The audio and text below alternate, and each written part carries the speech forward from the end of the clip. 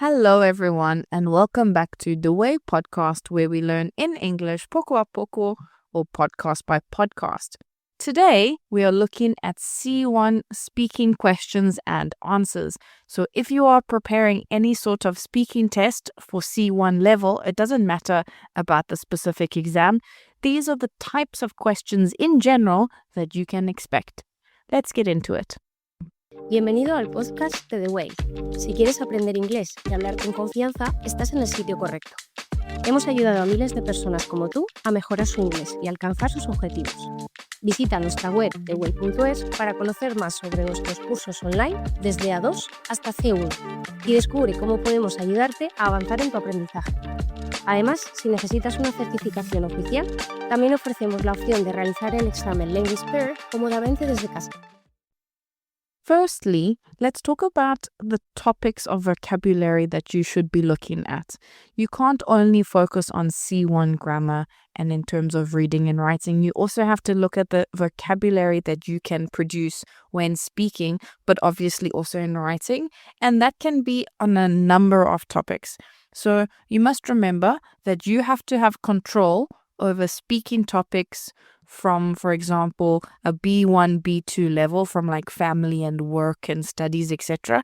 But there will be a twist. They'll make it slightly more complicated. So instead of the question being for family, maybe in B1 they will say, who lives in your house, or who do you live with?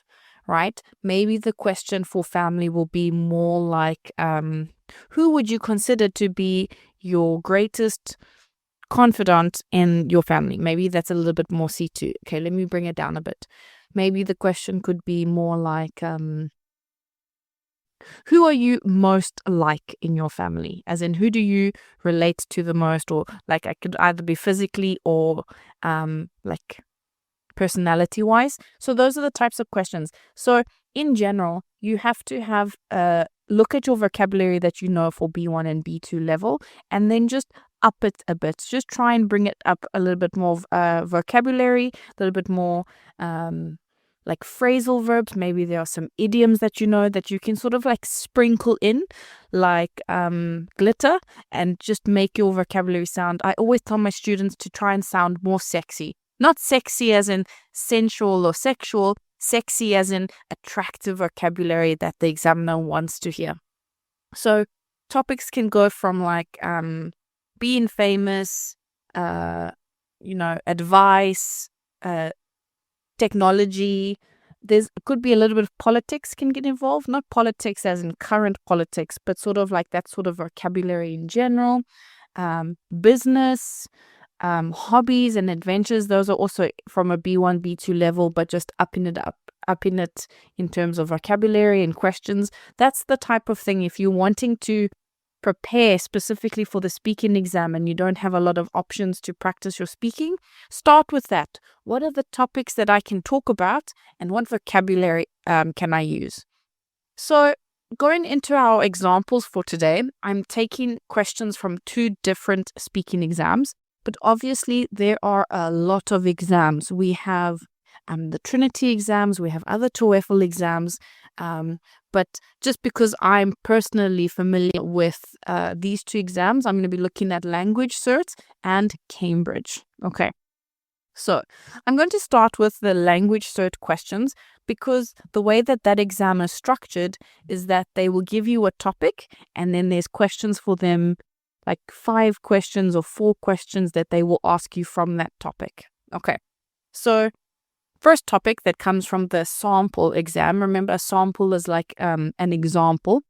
The first topic of questions from a sample exam is physical appearance. So obviously, physical appearance is talking about yourself.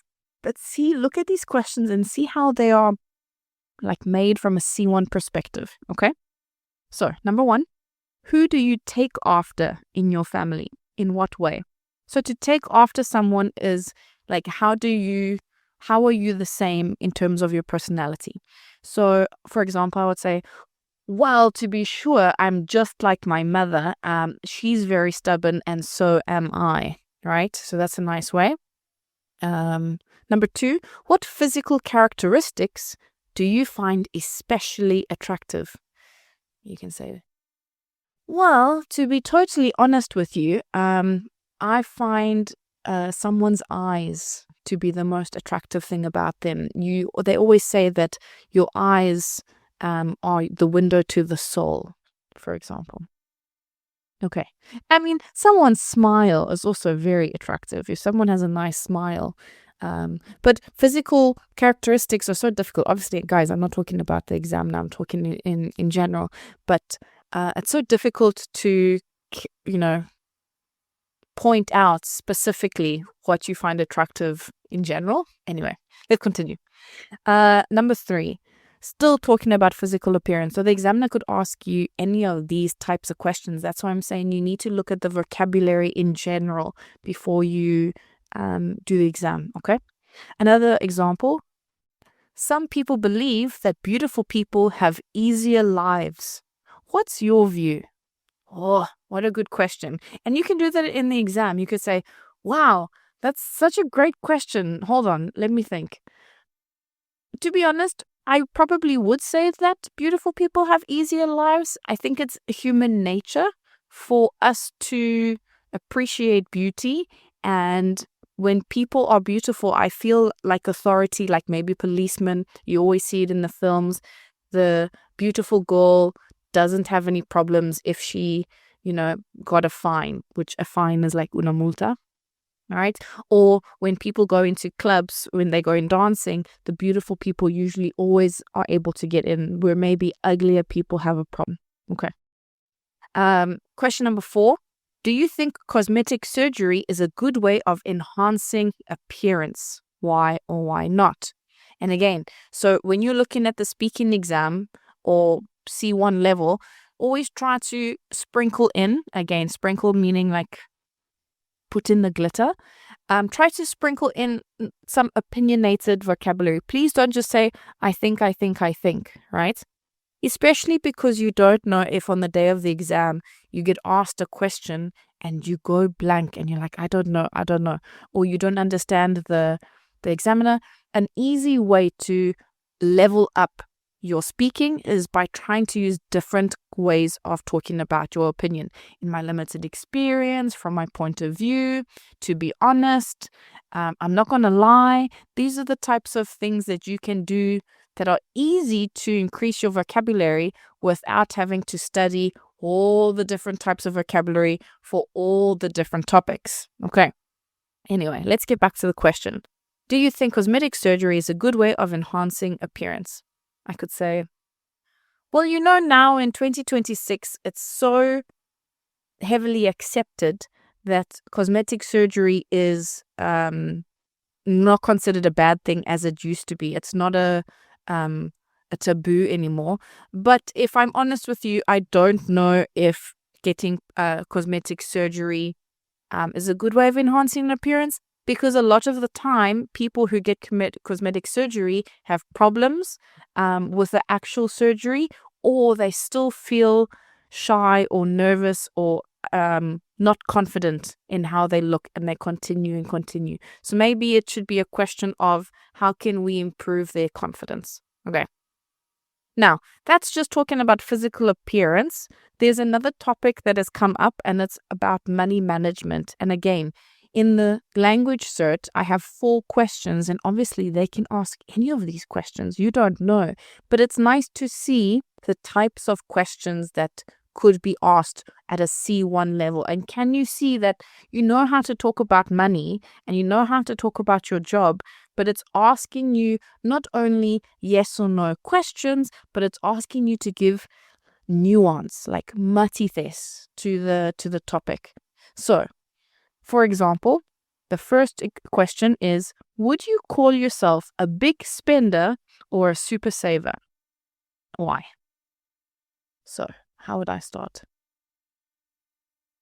If I'm being totally honest with you, I would say I'm a bit of both. I really try to save money, and I try not to spend money on silly and stupid things that are not important, and I try to be intentional with my money. However, on the other hand, I have a problem with spending money on food, and I will not hesitate to spend money on food. And in that regard, I'm a big spender. So maybe I should be more conscientious, which is a very good C1 word. It comes up quite a few times in different C1 books. Maybe I should be more conscientious about where my money goes. Okay, number 2. Can you tell me about the last time you wasted money on something? Now, can you see that some of these questions are very specific, right?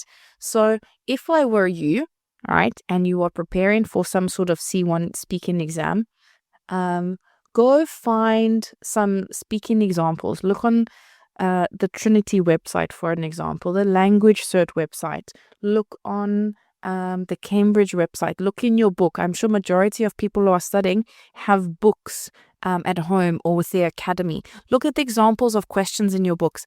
Give yourself space and time to form opinions, right? And I'm not saying that you have to write this down. Don't open a notebook, but sort of have a conversation with yourself in your head, okay? So actually, let's spend the rest of this class or this episode. Sorry, I'm still in teacher mode because I just finished teaching for the day. But let's take the rest of this episode, and instead of me giving you only answers and examples, let's take the time for me to give you lots of questions, and then you can actually try and think of some sort of answer for yourself, okay? And if you can't think of an answer, guys, that's the great thing about a podcast. You can pause the podcast, give it a listen, backtrack, and give yourself time and space to think of an answer. Okay, let's do that. So let's continue. I'm going to continue with what's left of Language Cert, and then I will tell you when I move on to the types of questions for Cambridge. Okay? Right. So, money management. Can you tell me about the last time you wasted money on something? What are the advantages and disadvantages of spending money on children? What do you think are the best techniques for managing money? Foreign language ability. What memories do you have of your first foreign language lessons? Why are some people better language learners than others? How do you think future technology will influence foreign language learning? Some people say that learning a foreign language is easier when you are a child. What's your opinion? Okay, let's look at literature. What, for you, makes a good, engaging piece of writing? What a difficult question when lots of people don't read and lots of people don't write. So give this a good think. Right, next question. How can young people nowadays be encouraged to read more? Some people claim that poetry is the most creative type of literature. What's your view? Do you agree that one's ability to appreciate literature changes with age? Okay, the final topic for Language Cert in this example exam, clothes and fashion. Do you consider yourself fashion conscious or a fashion victim? How do you think fashion trends and styles can affect people's lives adversely, meaning in a negative way?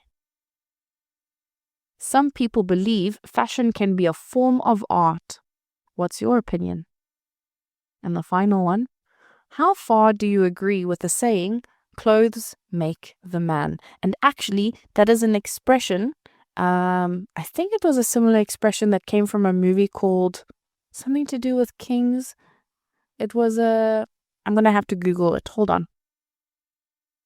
Okay, right. The film was called Kingsman with Taron Egerton. It was a famous film a couple of years ago, maybe even 10 years ago now. And Colin Firth, he says, manners maketh the man, not clothes make the man. But it's very similar. Anyway, not important. Let's continue to the Cambridge questions. Now, the way that Cambridge is set up, you don't know the type of questions. The examiner doesn't give you any warning. So it could be a complete mix. However, the general questions are always the same. The questions are, where do you live? What do you do? How long have you been studying English? What do you enjoy most about learning English? Those are like your standard questions. Please don't say, now, if you look at examples on the computer, people will say, oh, I live in Spain, or I live in Madrid. Like, this is a fantastic opportunity for you to like pavo real your vocabulary. Oh, well, actually, I live on the outskirts of the city. Or, well, I'm lucky enough that I live in the heart of the city. Like, there are ways to make your vocabulary sexy for easy questions, right? And okay. Another thing to remember, it's very difficult to remember a lot of vocabulary. So maybe, number one, focus on your in my opinion vocabulary. Try not to say I think. Say I think once, in my opinion once, and then use other vocabulary. And then you can pull, meaning you can focus on general vocabulary, like I said, general vocabulary, and then give yourself a couple of phrasal verbs and give yourself a couple of idioms. Maybe in one of the next episodes, I'll focus on idioms and phrasal verbs for C1 level. Okay? Right. But let's look at the examples for the sample exam for Cambridge. It says, what free time activity do you most enjoy? What sort of work would you like to do in the future? And all of these questions are why, how, right? Always elaborate. Always give the examiner more information. If you don't give enough information, the examiner will say why. So try to be full in your answers, okay? Do you think you spend too much time working or studying? Do you like using the internet to keep in touch with people? To be honest, I think that question is redundant, and you can say that in the exam. You could say, well, nowadays everybody uses the internet to keep in touch with people because of Wi-Fi calling like WhatsApp. So yes, I definitely find it good. Good is not good. I definitely find it a convenient way to communicate with my loved ones. Okay. Have you celebrated anything recently? If you could travel to one country in the world, where would you go? How important is it to you to spend time with your family? I mean, living in Spain, every Spaniard is going to say it's very important because that's the culture. Like Spanish people are very family orientated, which is a great thing. Obviously, I completely agree. But I would then use the opportunity to not say, oh, it's very important. I would say, so you could go like, well, being Spanish, I would say it's definitely something that's important to me as it's in my culture. You could also say, oh, it's one of the reasons why I have never left my city. I don't know. You can be creative, okay? Anyway, the final example, also a very good question, is who do you think has had the greatest influence on your life? Okay. Right now, if you know the Cambridge exam, those are part 1 type questions. I also want to go through an example of part 4 type questions for the Cambridge exam, where you have to elaborate not only your reasoning, but whether you agree or disagree with a statement and then sort of justify your opinions, right? So whatever exam you decide to do, make sure you understand the structure of the exam. So in part 4 of Cambridge specifically, you have, in part 3 with your partner, you've discussed the topic. And now part 4 is the same topic, but more like with more in-depth, like con más profundidad, like more in-depth answers, okay? So, for example, in the first part of the exam, they were talking about advice and making decisions and blah, blah, blah. Right? So these are the types of questions where you would have to agree, disagree, and then sort of justify what you have to say. For example, it says here, why do you think some people find it harder to make decisions than others? And then the person will say, well, this is my opinion. And then turn to your partner and say, Carlos, do you agree? And then Carlos has to agree or disagree and justify. Another example, how do you think young people can be helped to take on more responsibility? And then again, like, well, from my perspective, blah, blah, blah, blah. And then they will say, Julia, what's your opinion about this? And then again, you agree, disagree, blah, blah, blah. So try to make sure that you are able to give your opinion in general, answer questions about yourself. You have to know how to talk about yourself in English, because it's very typical in my classroom at C1 level. I'll ask a student who has been I'll use today's example. I asked my students, describe one unforgettable moment in your life. And I had students go, Aurelia, I don't know. I'm like, guys, it's your life. Like, there must be something. They're like, yeah, but I'm only a teenager. Okay. First of all, your age is not important. Unforgettable is related to whatever you have experienced in your life. If you've sorry, my accent came out there, but if you've lived a very sheltered life, like you've never left your pueblo, maybe an unforgettable moment is just in the summer, looking at the stars. That's a beautiful moment. It doesn't have to be a big, fantastic thing. Sorry, I'm going on a tangent, sorry. So make sure you are able to talk about yourself, okay? That you are able to describe things and your ideas and your personality and people that are around you. Also make sure that you can talk about anything, like you can bullshit. So that's a skill that I teach my students. You need to learn how to be creative with your answers in the moment. It doesn't have to be the truth. Sometimes the truth is easy, but sometimes you can lie. If it's easy for you to be creative and just go and tell a story, then do that. You know, the examiner doesn't know who you are. And then the final advice is just make sure that you can justify opinion with agree or disagree. And again, you can agree in part, agree up to a point. You could be in two minds. So there is a lot of space for you to play with your general vocabulary before you even get to the specific types of C1 speaking questions and the types of answers that are expected of you. Okay? Right. Good luck if you are preparing for the exam. Otherwise, everyone, I'll chat to you soon. Bye. Si disfrutaste de este episodio y quieres llevar tu inglés al siguiente nivel, te invitamos a descubrir nuestros cursos online en theway.es, diseñados para mejorar tu fluidez y confianza en situaciones reales. Hemos ayudado a miles de personas como tú a transformar su aprendizaje. Visita ahora theway.es y realiza nuestro test de nivel interactivo de manera gratuita. Además, si necesitas una certificación oficial, también ofrecemos la opción de realizar el examen de Midterm cómodamente desde casa.